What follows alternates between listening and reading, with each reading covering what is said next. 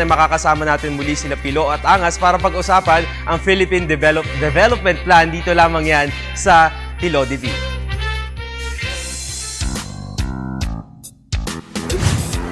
Hindi naman binabiyahe sa Cubao to eh. Dito na. May sasakyan tayo dati ah. Ba't ang tricycle to?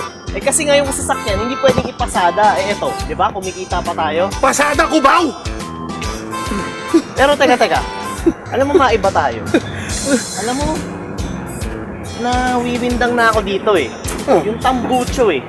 Panira ng mood. Ang ingay. Ano, chill ka lang. Makaidlip.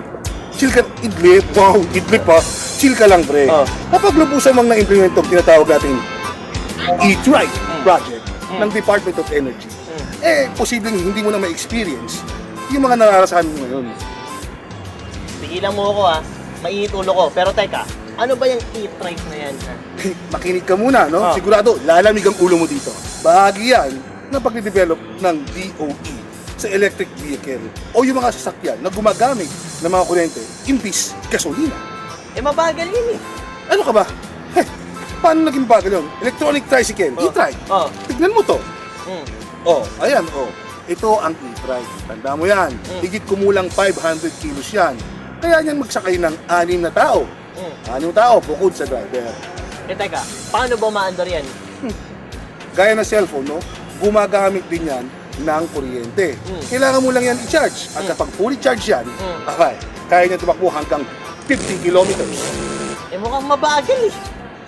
Hindi hindi totoo yan. Bilis yan, no? Aabot sa 60 kilometers per hour yan. Halimbawa, no? Ikaw, tricycle driver ka, at e-trike ang gamit mo. Lalaki ang kita mo. Eh kasi nga, base sa pag-aaral, no? Kung 250 pesos ang gastos mo sa gasolina, kada araw yan, kapag e-trike na ang gamit mo, magiging 50 pesos na lang. Ah, so makakatipid ako ng mahigit 200 pesos. Yes, tumpak. At hindi lang yan. Tataas ang kita mo dyan. Makakatulong ka rin sa kalikasan. Paano naman? Eh kasi nga, hindi gaya ng mga gasolina ng tricycle, no? Oh. Itong e-trike sa to, hindi ito naglalabas ng polusyon. Kaya makakatulong to sa kalikasan.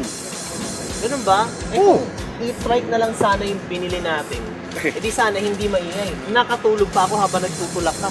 Bibihira pa lang yung e-trike na makikita mo ngayon. Pero sa April 2014, pwede ka na makabili nito. Makabili, teka, magkano naman ba yan? Can afford naman ba yan ng mga tricycle driver? Afford nila yan, no? Siyempre, tutulungan sila ng gobyerno. Yung mga lokal na pamahalaan, no? Diba? Pwede nilang i-implement ang proposed na e-trike rent-to-own program. So, habang nirerentahan nila yung tricycle, unti-unting napapasa kanila.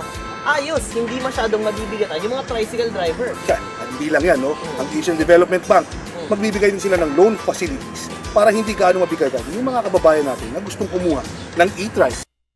Ayos pala tong e-trike, ano? Sige, bili tayo niyan. Yan, pag na-regular na tayo, sa trabaho natin. O nga pala, dahil sa e-trike project na to, no, marami rin magkakatrabaho. Eh, mangangailangan kasi sila ng gagawa na itong e-trike sa to. Eh di ayos pala to, madadagdagan na yung kita mo, malinis pa yung kalikasan. Marami pa akong magkakatrabaho. Yon, ayos talaga yan. Siyempre, ang paglilinis sa kalikasan, pagbibigay ng maraming trabaho at malaking kita sa ating mga kababayan, eh nakaplano yan sa PDP. Talaga? Oo. Philippine Development Plan? Oo, di ba nga, ang PDP ang plano para sa sama-sama nating pag-asenso. Sa PDP, mahirap man o mayaman, sa pag-asenso, hindi ka maiiwan. Di ba? Ayos yan. O, O, tara. sakay ka na, sakay ka na. At baka